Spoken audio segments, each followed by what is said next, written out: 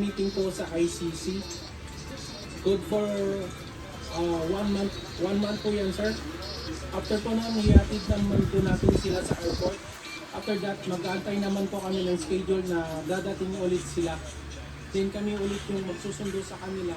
Then mag-contact doon po sa mga immigration po.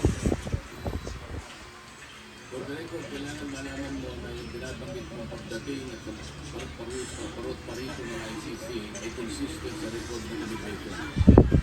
Kaya naniniwala yung inyo sa lifestyle ng Estado kasi ito lang, napapakita lang kasi na tulay kasi nakapalag na para malaman namin sa isa namin tinitignan kung lahat ng sila sa akin ay consistent sa mga nakanap na pangyayari.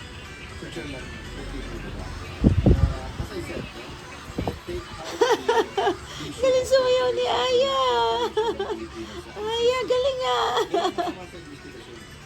kung pupunta dito yung mga foreigner para malaman kung ano yung expiration. Actually, Nagtitiktok na yung kapatid mo, anak. President Duterte, I invited Human